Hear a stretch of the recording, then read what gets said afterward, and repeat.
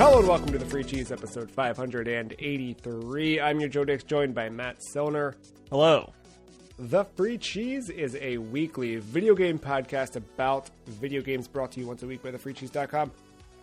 This week, we are kicking off the first of 3 back-to-back episodes discussing our Wii Sports killers for Season 12. This, in its own way, marks the beginning of the finale to our season. Now that all other games have been played and reviewed, and of course, ranked on the list. We are starting our conversation with Matt's selections for Wii Sports Killers, Super Mario Galaxy 2, and Tetris Effect Connected. Specifically, we'll talk about the rest of our time spent with these games after we'd recorded our multi-part episodes earlier this year. Then we'll talk about how they compare to Wii Sports.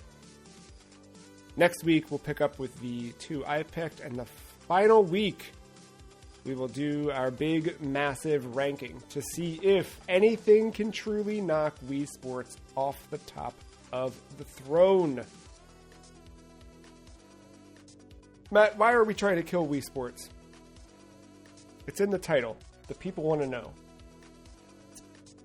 Been at the top of this list for too damn long. Yeah, it was like our 3rd game ranked. Something like that. Somewhere around. It was not long into it. This is over 2.5 years. 5th game ranked. That's what yeah. And it's just over 2.5 years. Yep. Ever since, yeah. We had some contenders. We ultimately voted no. And here we are. Yeah, nothing ever quite felt right to throw it off. So we set out for Season 12 to just get it there. See if we can get something else to replace it. And now at this point, as of last week, we've got 115 games on the list. Soon to be 119 in a couple of weeks, and we'll close out. We'll have 120 by the end of this year, which is kind of crazy. And all along, Wii Sports right up top. Not that it's a bad game, but is there a better game? Is there a better game that makes sense to sit atop the throne? We'll find out. So, Matt, this episode we're going to split into 2 halves. Actually, not even 2 halves, I should say. We'll talk about Super Mario Galaxy 2 first. We'll move into some Tetris Effect Connected. We'll compare the 2 games, and then we'll talk about how they compare to Wii Sports overall. We'll share our final thoughts on them for now. And then in 2 weeks from today, we'll come back to talk about these 2 compared to my 2, and we'll rank everything. Let's move into Super Mario Galaxy 2. What makes Super Mario Galaxy as a series special to you? I have said it a few times now during this year. I like the way that one, it's 3D Mario. I think Mario just in general always has tight platforming. But I like the galaxy and gravity spins and the small planets and the big planets and just all the different shakeups and variety it brings to 3D Mario that I don't know if you get in some of the other games. Even in Odyssey to an extent, I would say. It might be just a personal opinion there, but I think just Mario in general is just special. But of the 3D, I just think these stand out as my favorite. Like we're saying special for me, they were my favorite in the 3D series. I agree. Like, I don't know. I've seen this. I've seen this posited. I'm not the first to do it, but I've seen it's like kind of a trend with younger people. Now they go back to all the games that we loved, and they're like, "Why did anyone love that?" Like, people really ripping apart Ocarina of Time and stuff from the 64 era, but I see it a lot with Super Mario 64. I kind of was always that with Super Mario 64. Just like, because I never owned it. So I never played it other than I'm at Burger King or I'm at a friend's house. And I just never had that like intimacy with it where I got to love it the way that everyone else who truly played it loved it. So by the time I'm playing it, I don't know, on TVs that don't make sense for a 64. I'm playing it on console. Like the first time I spent significant with Super Mario 64 was Wii U on the gamepad, which win-win. So right? But I was earlier than you then, because I got it on the Wii Virtual Console.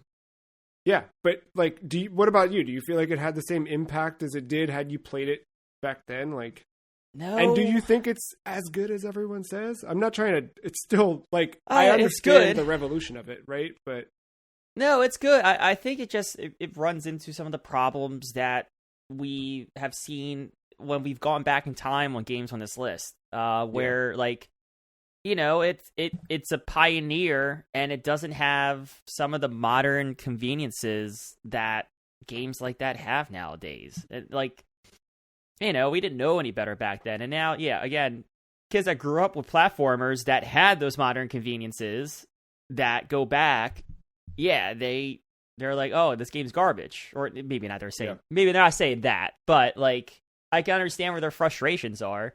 Yeah, what's the big deal, right? Yeah, so like, you know, I get it. I was never attached to it, but I understand the significance and history of the 3D platformer, though. Oh yeah, for sure. And it was never my thing. And then playing Sunshine is such a departure in like the traditional, or what had been traditional Mario at that point, that like, I don't know that was necessarily going to be the answer. And again, another one I didn't spend a lot of like intimate time with. So to echo you is where I'm kind of getting at. I feel like Galaxy's the pinnacle of it, and everything since Galaxy's been what I've compared Mario to. I think Odyssey's great, but Odyssey's still, the hat stuff I kind of got tired of. I don't know. I think it's easily second best. Yeah, it's good, but I remember by the end of it, and this is also like because of how many collectibles are in that game, I was just like, I'm ready for a different experience now. I think that some of the stuff they did with like 3D World and 3D Land was cool, but yeah, to your point, like Galaxy 1 and 2 collectively, I think are like, this is the best Mario can get. So Galaxy 2 specifically, what do you find as the key innovations over Galaxy 1? I think the obvious one is Yoshi. Although we've discussed Yoshi kind of falls away the second half of the game. But yeah. Yoshi's a big deal, especially early on. Shakes up the levels, special powers specific for Yoshi as well. You got some different power-ups. I can't remember the differences now between 1 and 2, which ones we got. I know like the boulder was one. Was the bee new in this one as well? I'm trying to think which one specifically are the key differences, but got new power-ups. The way the world was laid out, the first game had like a hub area. Not to say this didn't have a hub area, but like it had a hub area and like sections. You would go into like these planetariums and pick planets from there.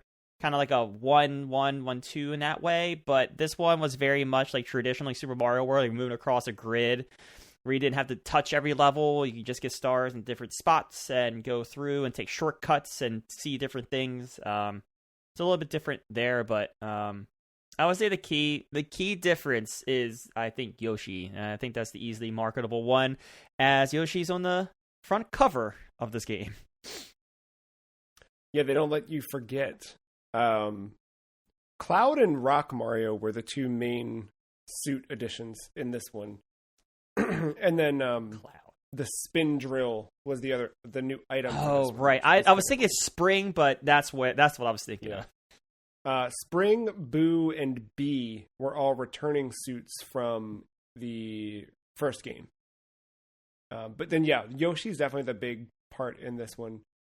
And I think this one, too, you brought it up on, I think, the second episode that we did talking Super Mario Galaxy 2, but the idea behind this one is that they sort of had a little bit more in the tank after making Galaxy 1 and just said, well, let's make another game, right? Like instead of, and I wonder how much of that was, I should have checked to see if there's an Iwata asks that would have gone into this, but like the deliverable or the delivery method of putting, today you could just put new levels out, right?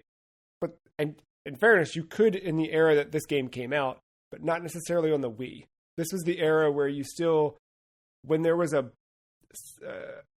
bug in Metroid Other M, in order to get it fixed, you had to mail an SD card into Nintendo, like to get them to put a patch on the SD card and send it back to you. So the idea of DLC for a Mario game probably wouldn't have worked. And I think for me, the thing with Galaxy 2 is just like, it is more of one, but it's so much more of one. Like, I don't feel like any shortcuts were taken. I feel like it's still, it's two. You know what I mean? Like, I know that's two in the title, but it's more of one, but it's like a proper sequel. Is there anything since we last checked in that, like, what are the levels to you? What are the aspects of this game that still linger with you? Time later?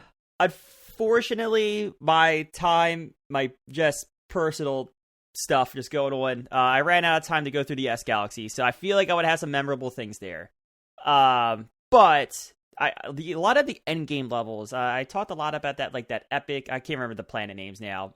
I'm too far removed, but the like the epic lava one with the big lava monsters that would come and eat the rocks. I felt like I remember that feeling grand. I like the battle planet where you were going planet to planet, or like little planet to little planet, defeating the enemies to move on up until I think a boss was at the end of that level. Stuff like that. And then I just enjoyed overall, I think like the shake up on the star designs, whether you were going for like one of the special stars or just the regular star, like the second star in a level, like how it would change the level, like those little shake-ups. Like for as much as I hated that one level with Yoshi in the water, like that beach one, those first two stars suck, but that third one, the I forget the star's name. I'm really failing this episode. The special ones that you have to get, the Comet Star, like the Prankster Comet. Prankster Comet. Getting that one was fun when you had to get the chili pepper with Yoshi and run across the water. Like, yeah, that the first 90% of that level sucks, but like they made a star that made use of the level, which was fun. So it was the things like that. I guess just to like, you know, I kind of like, you know, what for you makes some of these levels memorable? I guess what were your standouts as well? The fact that there was only one Boo level, in terms of like you playing as Boo Mario, at least in the core campaign. I don't know if there's anything in the like, you know, the World S or anything else later. the green stars as well. Yeah, right. I forgot. Yeah. I think your point with Yoshi, the things I look back on where I'm like, I spent the most time trying, because I feel like, not that the game's easy per se, but I feel like generally I had an okay time beating elements of the game. The stuff I struggled with the most was the eat the pepper and sprint through a level, because you have, especially a lot of those are like vertical, and if you make one wrong mistake, Yoshi's falling, you're dead, you have to start all over again. That stuff I think is like, if I think back to this game and the challenge part of it, that's what I think of. But otherwise, I mostly like, without thinking of a specific level in particular, I don't know. I feel like it's just the movement of the game. It's the way Mario feels. It's I'm always a sucker for I love the Wii control. Like, that to me is so good. And to have like Mario just with a big fat A button, you know what I mean? Like, that just feels good to use. And I love the nunchuck. Like, you're just sort of like, especially like you pull Z on the nunchuck to make Mario crouch to do any of that. And it's like, you're almost crouching with him, like in your hand. I don't know. I love the intentionality behind that. I think of that with Mario Galaxy 2. And I think of it's always those secondary challenge levels, like the bowling one when you're Rock Mario and going through the pins, so to speak. Yeah. I don't know. For me, I feel like generally the boss fights were the weaker parts of this. Not to jump right into the weaknesses, but I'm like thinking of the more unique elements of this. Boss fights stand out, but they're also like, I don't know. I guess we talked about it. I was generally disappointed in the final boss overall, but I do like the individual ones. So the way that they integrated sort of the power up of the level or the thing you were doing, that all worked really well, I thought. Let's pull this out because I'm starting to wander in a downward spiral. I don't want to do that. Let's lift me back up. In the grand scheme of platformers, where does Super Mario Galaxy 2 fall for you? I mean, it's one of the best. I think there's an argument there without playing every single platformer, but like the star-studded ones that I would consider, I like it better than like my near and dear Jack and Daxter. I think this is better than that. Yeah. I even say like I know the Ratchet and Clank games go in a not quite the same direction, but like even with the different direction and what it does, I think like this is a better game than Ratchet and Clank and all the different ones I've played of that series. Yeah, I agree. I haven't played the new Astrobot. I'm very curious to get there. Yeah, I'm curious. I'm more curious to see what your thoughts are as someone that's played it, but like, you know, everyone's raving about how good that game is. But like again, like, is the two Star Childs next to each other? With Astrobot specifically, I think I need to look, and I know we're like a month out from this one, but looking at my like game of the year, the things that I loved the most, Astrobot's probably the one, you know? And, you know, we do weirdo stuff now with Game of the Year where, like, it's really just, like, what are my favorites from the year that I finished? So, like, Marvel's Midnight Suns is going to be on my list. Because I played that all the way through this year, and I'm one trophy away from the platinum still. It's that kind of stuff, but, like, Astrobot, yeah, technically is probably the top of that list. And it is really good. It's a huge nostalgia trip. The platforming is really good. It's really smart. It's really challenging where it needs to be. I think it is a well-rounded platformer, and I think it's best in class in terms of platformers.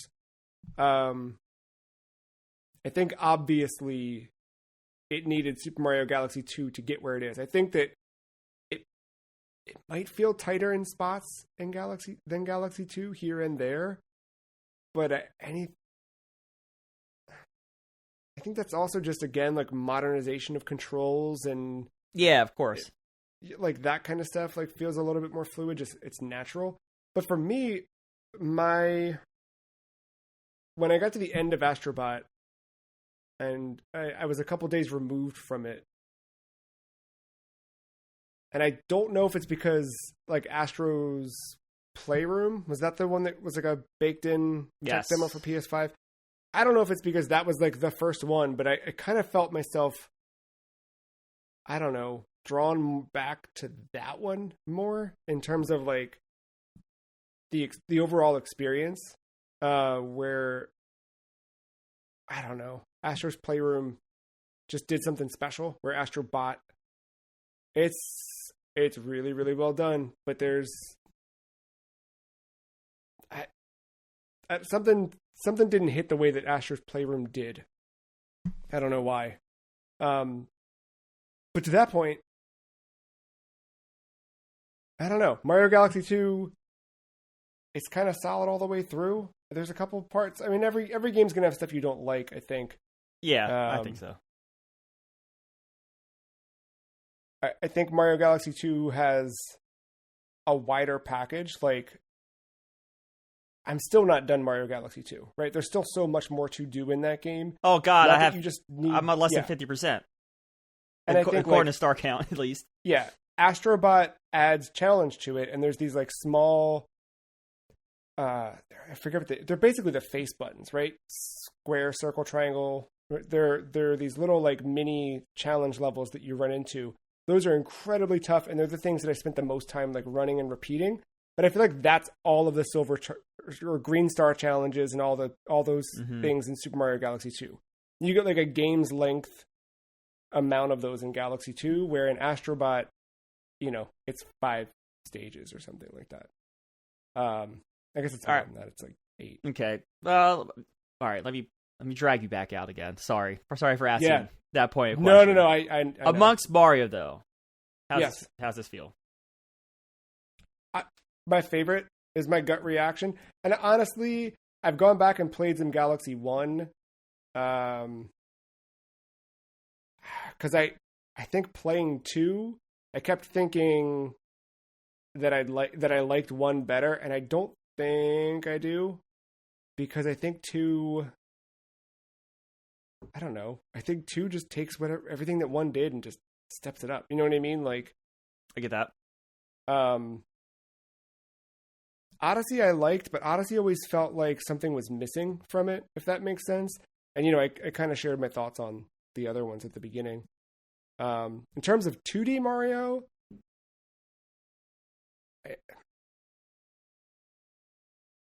I don't think any of them come close to this. I think Mario, like, it's weird to say, but I feel like Mario is meant to be 3D. And I feel like Mario is meant to be Galaxy in so many ways. Yeah, that makes sense. I'm conflicted. I think nostalgia wants me to say Super Mario World's the better game, but I think it's just nostalgia. It probably is. Yeah. I mean, I have a lot of fun playing both those games, and I haven't gone back to it as recently. I haven't gone back to it as recently as I want to, but like Super Mario World is a game that, like, when I get back into it, and I think about, like, could I speedrun it? Like, that kind of stuff. Yeah. But yeah, no, like, this game is it's such a tight package. Like, the main difference, I think, and I think this is what makes Galaxy 2, I love Mario's 3D physics. I love, like, all those little hidden things that, like, the advanced players know. Like, the or the backwards jump, knowing, like, the crouch backwards jump, knowing that goes higher than a regular, like, double jump or whatever. There's all those advanced moves that I think make the 3D ones a little bit better, put them a little bit over edge, just because there's more game to be had there. But I think, too, the thing that works so well in this, and honestly, like, Nintendo's just gotten this right with Mario since forever, but it takes a lot to make Mario feel as good as he feels. You know what I mean? Like, I think for as good as Mario feels, you can go and play. Like, I'm trying to think of examples on our actual list that we can refer to.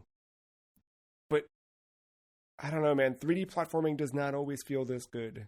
No. And to build an entire, and granted, like, that, this is the core game, right? Like, you're not, a lot of times the games I think of with bad platforming, it's happening because platforming's an afterthought, or it's just something that has to happen for movement. But I don't know. I played, like, the big one that I know people were really stoked about this year was Penny's Big Breakaway. The team that made Sonic Mania spun out, and they made Penny's Big Breakaway, and it's like a 3D platformer. And I played the demo, and I just didn't like it. It was, like, also, like, in the thick of us playing Mario Galaxy 2, so that probably did it some disservice. But in that one, you're using a yo-yo to move around and stuff like that, and I just feel like, especially when you play other things, Astrobot's really good, for sure. but playing like something like Penny's Breakaway, or I can't think of a bad example, but it makes you see like just yeah, it makes you see how good Mario Galaxy 2 really is. Do you think Galaxy 2 lives up to its namesake? Is it a Galaxy level of a game in comparison to Super Mario Land, Super Mario World? Does this feel like the next evolution of? Yeah, it feels grand, and I think just all the planets feel distinct, and because they're planets and different galaxies and stuff, they can go nuts with the design. And I've said it, I think, time and time again. I love the fact that like on the little small planets, you can just like do the far jump and just keep going around the planet. Like, that's so dumb, but I love the physics of the different pools of gravity around each of these little planets. I don't know. It shakes up the gameplay so much. And that what do you think? Yeah, it feels like the next evolution of Mario, for sure. And then I think that's why, what do you do after this, right? I know like for years there's been kids' photoshops on the internet of Super Mario Universe and whatever else, but like, that's why I don't think they've really been able to go back to something like this since, because what's the next thing, right? Well, you make a hat and you throw them. Sure. Yeah. Yeah, I don't know. Thinking about the game itself in terms of gameplay and the player, how does this balance difficulty? How does it present its challenge to you? Another thing I feel like I say a lot about Mario games in general, especially more recent Mario games, to beat the game, there's challenge. I'm not going to say it's a walk in the park. The challenge is there. It's the completionist. And I think that's where your hard challenge in a Mario game comes from. It's not stars 1 through 100. It's stars 101 to 250, or whatever the count ends up being. I think that's your challenge. And I know this, and again, I regret not being able to get to it, but like the S world, I feel like I'm going to love that world once I finally find time to go back to it. Like, that is going to be my jam. It's going to be frustrating as all hell, but it's going to be my jam, and I'm ready for that challenge. But I think that's where the balance is. Like, you can give this to, my 8-year-old self. They could probably get through the game just fine, and then they'll find challenge and become frustrated and turn off the game when it comes to the prankster comets or the green stars. Me, nowadays, being as hard-headed as I am, I would just be determined to yell at my TV as I'm getting them. I think that's the fine line in Mario games nowadays. And in that sense, do you feel like this one encourages people to go deeper if they want to? Yeah, I think so. Again, like, I haven't been introduced to the green stars yet, but it was very much like, hey, here's S Galaxy, and you're going to find challenge here. And it was like, okay, I'm ready for you once I get to you. I was having fun, though, even after I got to that point, just going through the 100% of the things. Even just for, like, the dumb little, like, I think it was, like, a crown they gave you. I forgot. I don't even remember what it is now. Yeah. But, like, just to get that little dumb crown next to the Galaxy, I was like, game 1, 100%, please. And that led me to the prankster comments. And, I had a good time getting through some of those challenges. Some of them are frustrating, but most of them are fun. You mentioned your 8-year-old self could pick up and play. Do you feel like anybody can pick up and play? I think to an extent. Again, I think there's challenge here, of course, but like it's a game at the end of the day. Yeah. Like, video games are meant to have challenge. I know there's a lot of games now that checkpoint every 30 seconds. And it's not a dig at any of them. They are what they are, but it's you gotta teach some defeat every now and then, because that makes the achievement that much better. Yeah. I agree with that. You need to earn it at times. Kind of lost where we're at here. I Oh yeah, jumped around in the outline a bit. Yeah. but like, so I spoke about the like that live, right? Like, oh no, all right, never mind. I'm an idiot. I'm sorry. I'm all over the place. Soundtrack. How good is the soundtrack? It's great. Again, like this was the point I think I made last time on our two-parter, but the fact that they could do a full orchestra really, really worked for this game, and it made it feel big, and I think it lent itself to that sense of scale you'd want in going from world to galaxy. Theme-wise, like, it's weird. I don't think I could hum a single theme from the game. Neither can I, but I enjoyed every part of it. I know, but I like listening to it, and I feel like there was some collector's edition of something at some point, or I don't know, where maybe it was a Club Nintendo thing where I got this soundtrack, and it's so good, man. It's really, really good. It was one of those things when like this, what was it?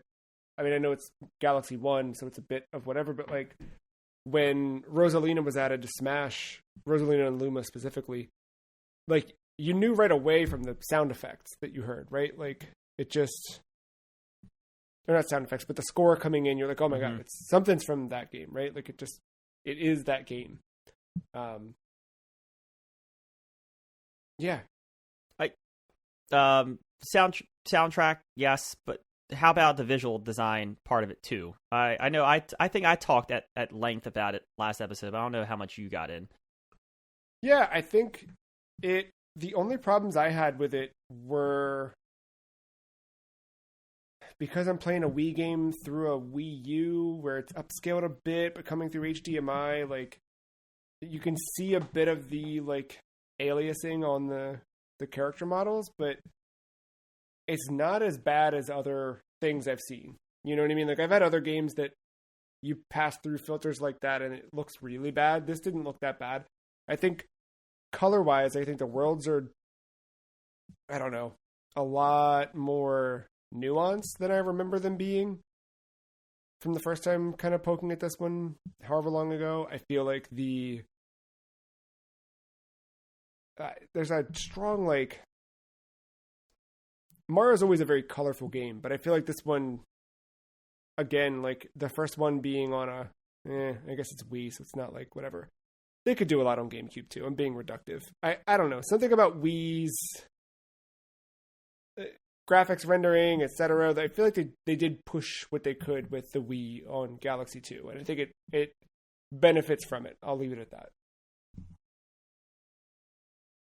And then I kind of said that anyone could pick up and play, but the game doesn't hold your hand either. You kind of have to approach signs to kind of maybe get the tutorial.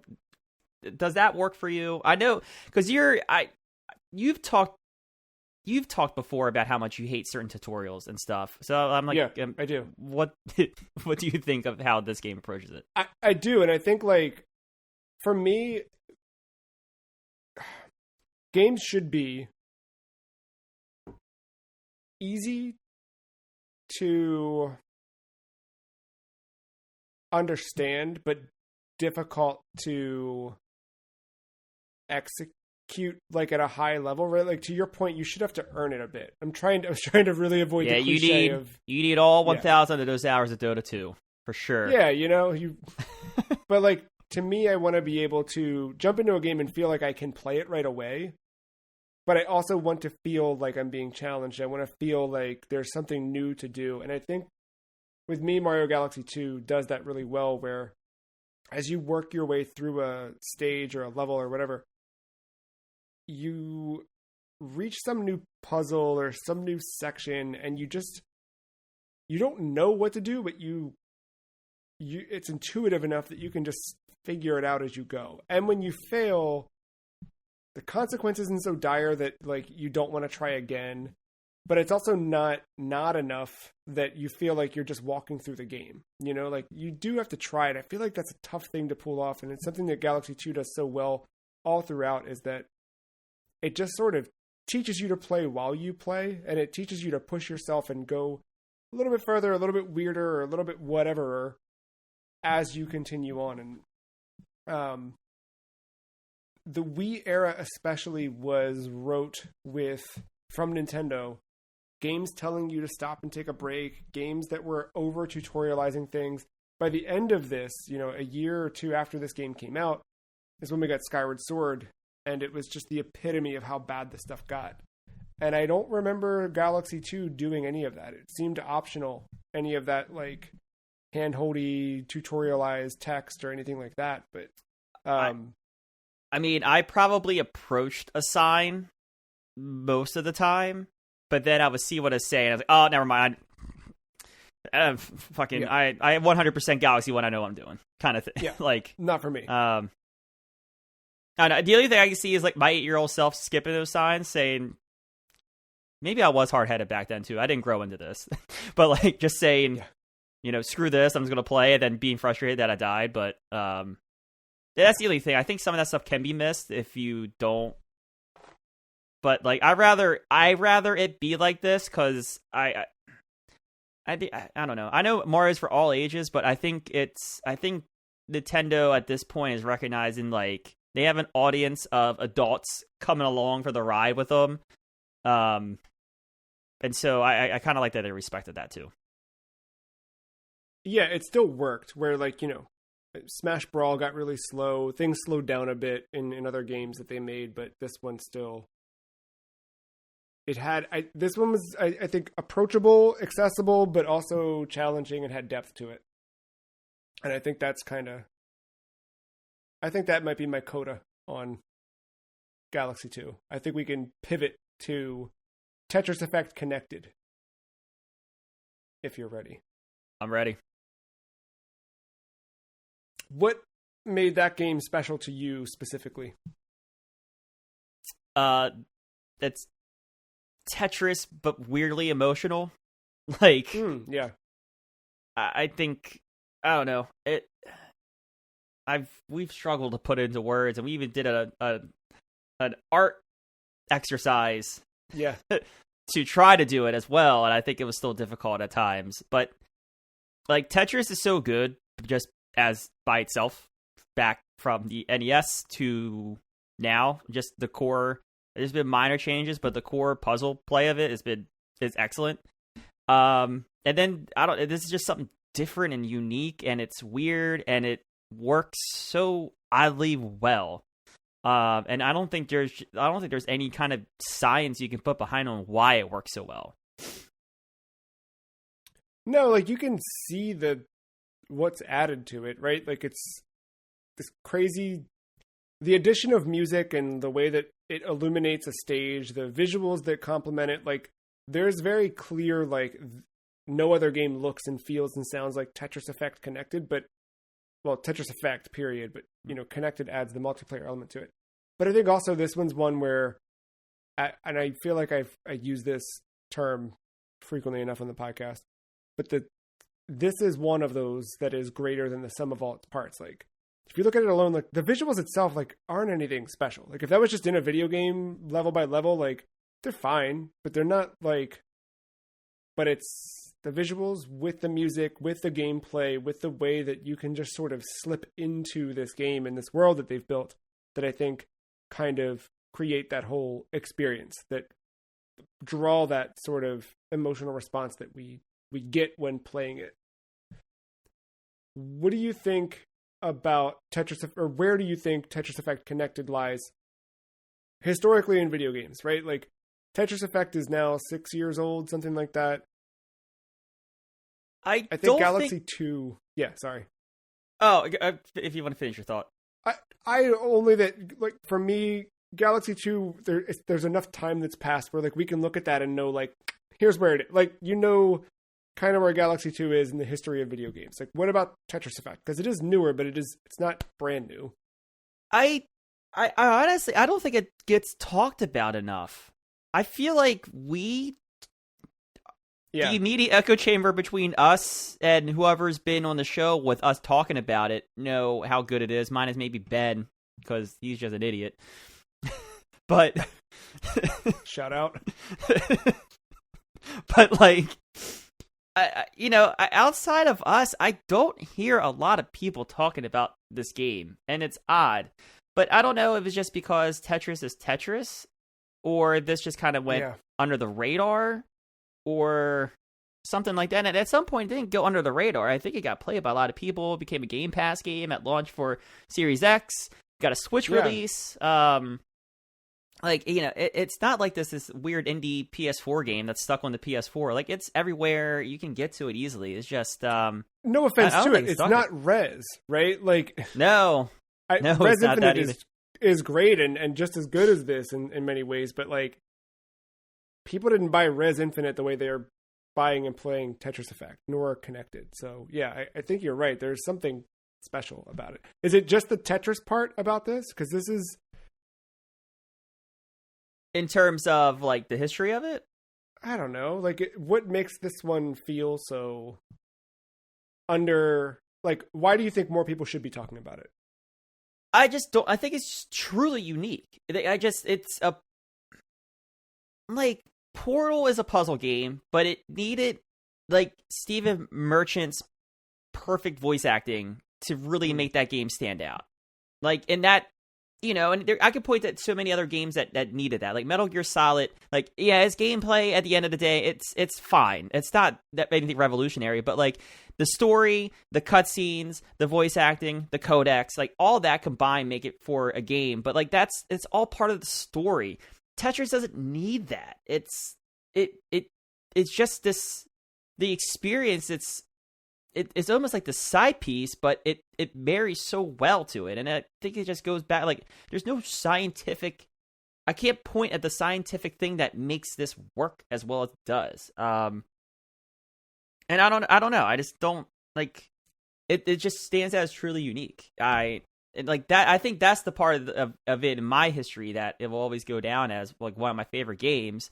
It's just this truly unique experience, and it's repeatable because I've done it. I've been through journey mode at least 3 times, I think more, and it's the same emotions and the same feelings and everything like that going through it. How does Connected change that or amplify that? I really like the asymmetrical idea of it. Like, there's other multiplayer stuff, and we've seen that in other Tetris games, like the head-to-head classic, head-to-head with like the new Tetris Effect, like effect mode mechanic involved in the multiplayer. But I really like the 3v1 stuff.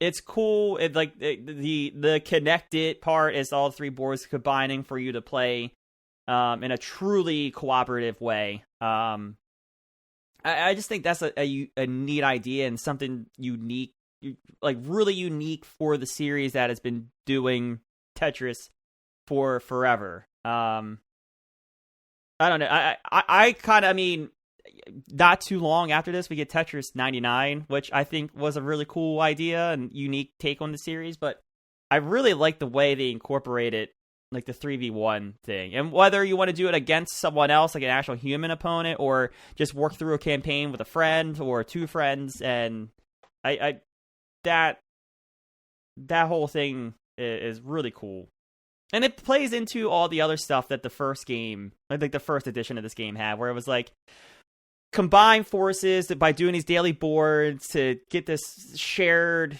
gold. It just reinforces that idea on a smaller, on like a smaller scale, like not global, just like 3 players, but the same kind of work together for one whole cause kind of thing.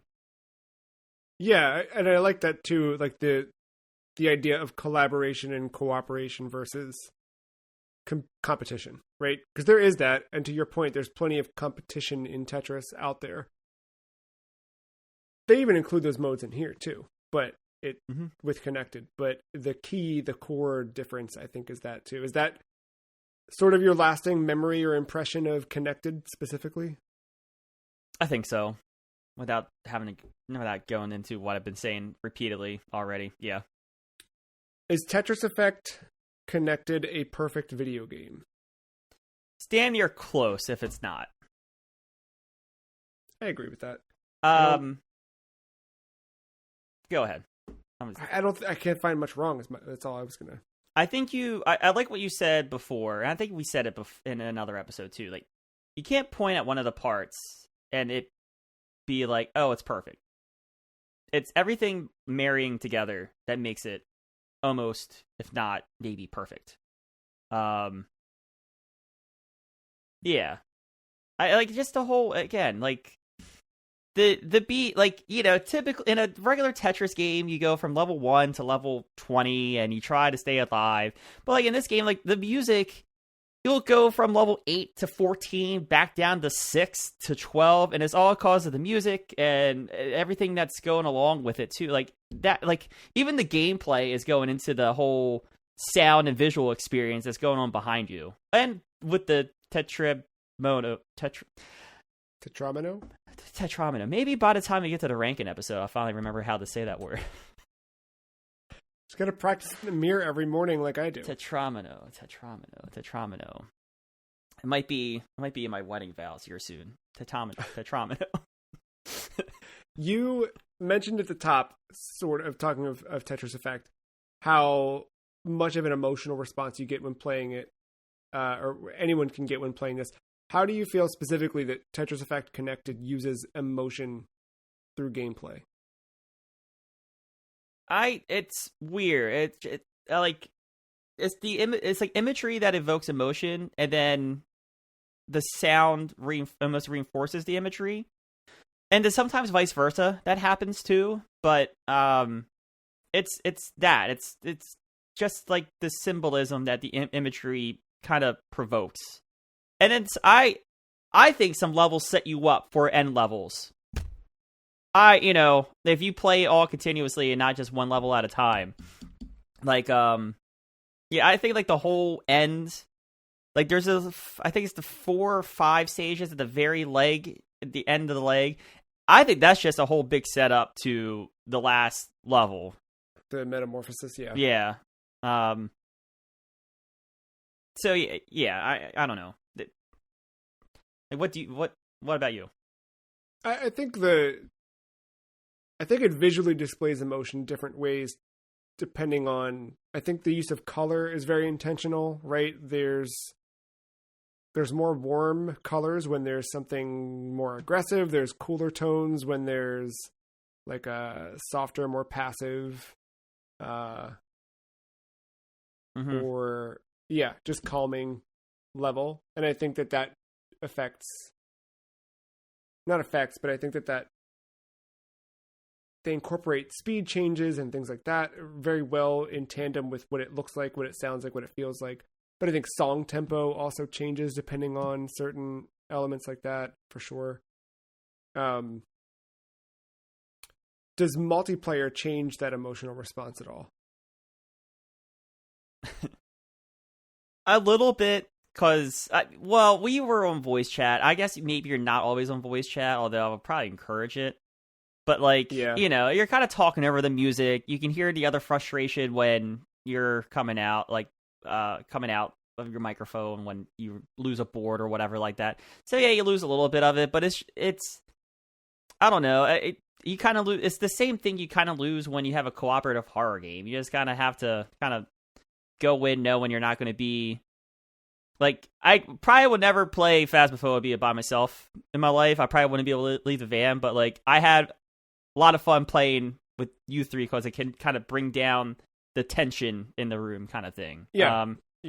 It just, that extreme, of being able to play it, it just lessens the emotional impact just a little bit. I don't think it's truly left. Now, the fact that it kept using yours forever on the board, it's kind of funny. But that changes the emotional response a little bit in multiplayer. They just kind of switched it just once or twice, but nah. We kind of mentioned you brought up the point that I reinforced just a minute ago, but like, will the game be as regarded if it changed a single element, whether like that's the music, the gameplay, visuals, main menu screen, the cool string? What if it was just level select? Like, But if there wasn't like a Zen guy at the very beginning, like anything. Right. I don't think so, man. Like, even the levels I like less than others are still great. But I think changing any part of them would change the core of it. The only thing I can say that I've witnessed where the game has changed an element of itself, besides adding connected, right? Because I think connected is a change in and of itself, but that still feels special in its own way, is playing in VR. But I forgot about VR. Yeah. That just immerses you even deeper into it, right? And I also feel like there's just really, it's very, it's hilarious to me. If you ever go looking in the VR communities of people to see like what games do people recommend, because I'm always looking for that on PSVR 2 because I'm not happy with the output, so I want to see like what do people recommend out there that I missed over because PlayStation doesn't promote anything enough. There's a subsect of people in these communities that speak about non-VR games in a derogatory way. They call them all like 2D or flat screen game. Flat screen's the thing I hear a lot. And they'll say like when Astrobot got announced and it wasn't coming to VR 2, it was like, I can't believe they're making this just for flat screens. It's like such a like but to borrow their term, I think Tetris Effect, while I've played it in the truly immersive experience of VR with headphones and just in my own little Tetris Effect world, I think still playing it flat screen works really well, if not better, depending on the scenario or situation. Which is not something I think you can say. VR is inherently an immersive experience, but I don't think you need it. I don't think that changing that element, that gameplay, inherently removes or adds to the game. Well, as a flat screener myself, like even without headphones, I can still like slip into that meditative state. So like, how does VR impact that? You just have no distractions and you're less inclined to pause. Not that I'm inclined to pause, but like if a dog runs by, right? Like you're not in it the same way. It's that kind of thing. It's also like if you're playing in the middle of the afternoon and you've got general lighting coming in, or even if you're just in a room with lights, like it's a different experience than being surrounded. Especially the VR2 has OLED displays in there. You are just coated in blackness when you're inside of that thing. You're fully immersed. I think that's the only difference, is that you really truly have no distraction, because your senses are just cut off. It's not like I've gotten sucked into it just flat screen with headphones on, but I think that other layer of like, I truly can see nothing, and your brain just does something different, I think. But the game itself, I think still the one question I have here, like, right, do you ever feel like you slip into a meditative state while playing the game? And I feel like I've had that. I didn't need VR to slip into that state. Like playing through journey mode, you can easily just like melt into the TV, I think. Do you feel that way playing it? Like, did you ever slip away? Of course. Yeah, that first time, even though I don't think I beat it all in one sitting, but like what I play, like that whole first time and getting Metamorphosis, that's just if like the game was at a 9.8 out of 10 or whatever, I think Metamorphosis gets it to that, like just by itself, just earns it so many points, because I do think that's just such a perfect level and capstone on everything here. But no, like even the other parts, and I'm not good enough. Maybe I need to play on easy mode, but I'm not good enough to do the entire journey mode through one beat. But like, if I was good enough to do that and just kind of let myself get into that meditative state, like I will probably be. I will probably be gone from this world mentally, just in that screen for however long, like an hour and a half or so it ends up being, or whatever. I'd just be gone from this world. Is there another game that you've played that does that for you? Not really. You know what? The only thing that's dumb, and this is just me. it sounds ridiculous. There are multiplayer games where I just have like my strategy or like my know-how that I just slip into my strategy. Like Rocket League is one of those things where like it's almost like driving. Like ironically, you're driving Rocket League, but like yeah. I forget that like 3 minutes of a game went by because I'm just doing my regular rotations. I'm just listening to the music because I have music while I'm playing, like from the main menu or whatever. And I just like get lost in my rotations. And like before I know, I'm like, oh yeah, we're like up 1-0 with a minute 30 left or something like I don't know. But like that's totally different because that's just repetitive nature. This puts me into that because it's, you know, it's inviting me to do it. Not because it's the same thing over and over, even though it kind of is as Tetris, but not in that way. Right, yeah. Like, I get it a bit with something like Diablo 4 recently, where you're just sort of doing but it's to your point, you're just doing the same thing that you're, like, not thinking about it. You're letting your mind go somewhere else, not the thing in front of you. Yeah, it's that thing when you're driving down the highway, and you're like, where did the last 20 minutes go? I don't remember driving past that McDonald's already. Yeah. And that's the only other game stuff I can think of that does something similar is like if I play Tokyo Extreme Racer or Ridge Racer or something like that where you're just sort of wandering for a while. I don't play NHL nearly as much anymore, but like when I was playing NHL as much as I did, again, it just slipped into my strategies and like before I knew it, like the second period was over and I was like, what happened to the first 2/3 of this game? So yeah. Yeah, but it's still different, I think, in Tetris Effect. Speaking about approachability, how do you think anyone can play Tetris Effect connected? Yeah, I think anyone can play Tetris. I think it's one of the universal puzzle games. I think anyone who slightly pays attention to video games, I think at any age, knows Tetris or has seen a Tetris game come out that has had some relevance in their lifetime. So yeah, I think Tetris is that universal puzzle game that everyone knows to clear the lines, and you have the 4 squares that make up a tetramino. I'm learning. I've been saying it mentally in my head for the last 5 minutes, waiting for that moment. But no, yeah. I think because of anyone is playing it, and then like I think it's just a cool experience. And I think that's like, it's not. I kind of said this last week about the high score. Like, there's a level like chasing the end of the level versus chasing the high score with Sonic Spinball. Like, this has that too, where you're not necessarily chasing the high score. There are modes that will let you do that if you want to do that. But this is just kind of getting to the next area and seeing the rest of the journey through. And which in that regard, I think makes this the most approachable Tetris because you don't need to. And then I'm playing on normal mode and failing, but like I could have easily just went to easy mode and just probably completed it. I'm not saying I wouldn't fail, but like I would not have as much frustration as I would at the end of journey mode on easy mode. I would think.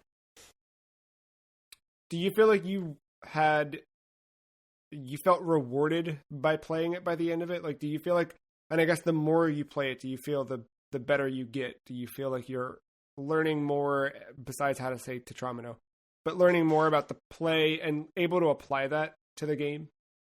I think that's the detriment of like not chasing the high score and just chasing the end of the level. Like I will never learn how to T-spin because of journey mode. I will learn the T-spin out of necessity to beat someone. And so like, yeah. So yes, in a way, like I feel like I've gotten better at Tetris just from playing it, but the next step is me like really kind of pushing myself to chase the high score. And I'm never going to do that in journey mode because that's not what journey mode is. And I don't ever want that to be that way for me. That's a great point. I feel like I agree. I almost like only ever get better at Tetris or feel like I'm getting better at Tetris when I'm playing something like Grandmaster from Arika. Like, otherwise, it's just Tetris. Closing thoughts on Tetris Effect Connected. It's Tetris. It's that alone, I think, is just a lot of fun in any regard. The stuff around it is super cool, and I for as much as we talked about this game or versions of this game on this podcast, I don't think our words do it any justice. It just needs to be experienced. I think that's a fair summary to wrap up Tetris Effect Connected. Looking at these two games we talked about on this episode, Super Mario Galaxy 2, Tetris Effect Connected, how do they resemble one another? Ooh. Both use galaxies a lot. That's true. I didn't think about that. Yeah, a lot of dark mode kind of going on in those in these levels. I don't know. That's tough. I don't know if there is necessarily like a through string. I'd be curious to see what you say on that. I think in the sense that like they're both built off of the games that came before them, but they're executing at a high level and to the point where I think in both cases it's tough to not say that they're perfect or that they're the perfect versions of themselves. Like, I don't know of many ways you can improve upon Super Mario Galaxy 2 other than a couple boss fights I didn't like just entirely love. But on the whole, that game is just so good.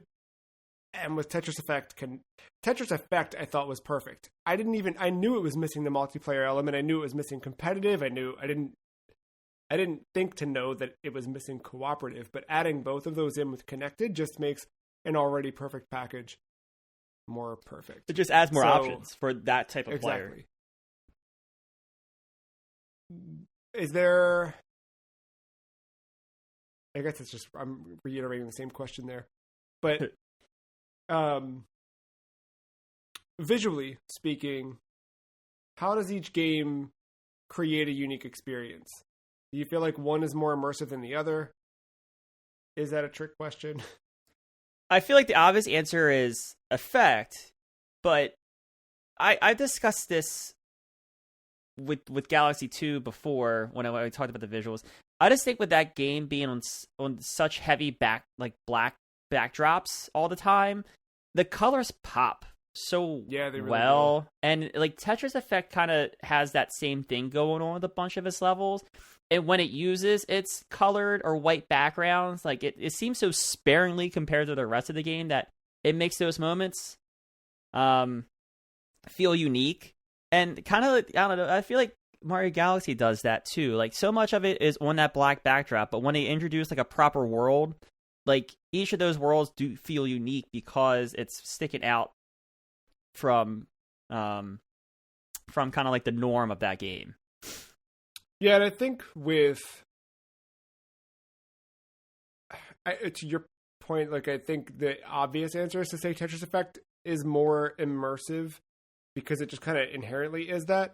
But at the same time, Galaxy 2, you can get really wrapped up in a level or a challenge within a level that it's the same level of immersion. It's a different immersion, but it's a like very similar intensity and focus you have to put on the game in order to achieve at a high level, I think. Is there one you felt more engrossed in playing than the other? I think it's a tie for me personally. No, I agree with that. I think obviously for what we talked about Tetris, like you just obviously just fall into his trap. It's, again, I can't speak enough for like wearing headphones during playing that. Like it does make a difference, even though I think you do it either way. But man, dude, collecting those stars and just slowly ticking the counts, slowly getting the crowns next to the galaxy, slowly working your way through the levels. Like, yeah, Bowser's like the final boss of Bowser. It is what it is. It just feels like a check mark. Yeah. On like a master list of check marks that I still have yet to get through. Yeah, that's fair. And checking those marks and collecting the stars, getting the prankster comments, getting the coins to earn those opportunities for like that giant checkbox, that collectathon is really addicting. the level designs on the there's not it's not like there's 5 stars in one level. There's 3 max, and you're on to the next level. And you can even shake it up. Once you can do 1 star here, go get the star there, come back for the other 2 stars, go back to that one, or go to a third one, get that star, then go you can mix up the level design by your own choosing too, without the game needing to do it for you. And that collectathon with the with each planet, just going right to the next thing. It works. I think that works in getting you engrossed, I would say. I think so. Yeah. Do you think Galaxy 2 left you with an emotional connection? I'm going to say no, or it was a different connection than Tetris Effect. I think Tetris Effect it gets you you get this feeling of awe, of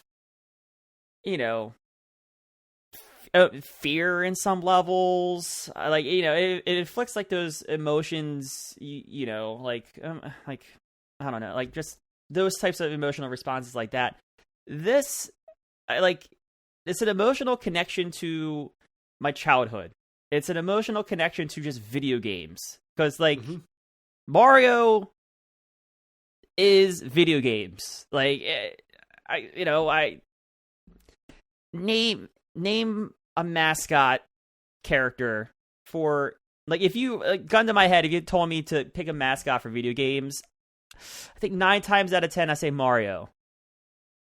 Yeah, I think you're right. Probably. Pikachu comes to mind too. But yeah. Well, there's the 1 time out of 10 right there, Pikachu. Yeah, there's the one, yeah. Yeah, I agree. I think joy is the pure emotion that you feel with that, but I feel with me, Tetris Effect is more of this meditative emotional connection where yes, it's almost there's a sense of spirituality to it to an extent. You could build a cult around Tetris Effect, right? You could fully become part of that. But I also think in the same sense that it is a good way to connect with yourself. And I don't know, there's different times I've played Tetris Effect specifically where something I'd been thinking about or pondering, or even not at all, just sort of all becomes clear because my mind is there and able to process that information in a way that I couldn't if I weren't doing that one thing. Where Galaxy 2, in a similar respect, and I think it's similar to how you described, it just draws me back into my emotional connection with video games. There's a pure joy, there's the interactivity, and I think that's why I like Galaxy 2 specifically with the Wii remote. I know that's my go-to all the time, but for me, the Wii represented a real return to video games, because I didn't really leave, but I had kind of gotten into so many other things by that point. I was 17 when the Wii came out, and in the years preceding it, between that whole PS2 generation, we'll say, right? Starting in 2000 up through the launch of the Wii in 2006, puberty, high school, everything that comes with all of that, right? So just in and of itself, you get different hobbies and interests and things, and video games become one of the things, right? They're not, and they kind of always were. For me, Wii was the era that got us to where we are right now, right? Where I'm an idiot that does done 583 of these things over the last, right? I've spent I guess by the end of this season, a third of my life doing this, if you really break it down, yeah. So, and then I think that started with the Wii, and I think it was the Wii did so much to reconnect me with video games and the joy of playing, that I think Super Mario Galaxy 2 is an extension of that in and of itself. The counter to that, do you think that Tetris gave you an opportunity to challenge your skills? Which you kind of answered earlier, but just to reiterate in closing. Just by the end of it, especially the end of it, period. It just, the the BPM, like, the beat is picking up, and with that, the levels are picking up, and you start to hit the teens and stuff of that nature and levels. And again, like, I'm alright at Tetris. I'm not the best at it. And it becomes tough, especially when you have to carry those boards that from like level to level. They can become a mess just to get through the stage 2 of 5. So you're carrying a mess of a board to stage 3. Yes, 100%. I agree that it really was probably the different other modes. Like when I play on Saturday mornings, Tetris Effect, because there's that like special weekly community thing or whatever. Like that's the part where I feel like I'm actually challenged. Journey mode is just it's the thing I'm doing to like. Honey, I'm going to meditate. Yeah, exactly. It's very much that kind of thing. Any other ways you feel these two compare to one another? Do they wholly just contrast? I don't think they contrast. I said this from the start of the season and on the first part of each of these episodes. I picked these games compared to Wii. Everyone knows Wii Sports. Everyone that has a Wii, everyone's grandpa that had a Wii, like everyone knows Wii Sports because it was the packing game, and it was like that. Like, oh, look at I can bowl virtually. Everyone knows Wii Sports, and it's very approachable. Almost because of that. I picked these two games because I feel like everyone knows Tetris and everyone knows Mario. And these are, I think, two of the shining star examples of these franchises, if not the best examples from these franchises, for various reasons. I think that's my through connection with all of this. As we've done like through connections and relations for all the different games we picked throughout the season. But I think the branding on these three games all are very similar, and that's why I went with these two titles. Yeah, we're going to see how these two stack up against Wii Sports in part 3. So come back for that in a couple weeks with episode 585. Next week, come back, and we're talking about the Halo other mascot. Combat Evolved. Sorry, exactly. The other two mascots, Halo himself, and Pokemon Gold version, Pokemon Silver version. Until then, I was going to ask final thoughts, but I think I don't want to belabor the point. I think you wrapped it up perfectly earlier, and I will just do nothing but ruin your good send-off. So I'm going to close it there. Come back next week. Until then, thank you, Matt. Thank you, listener, for listening. Bye.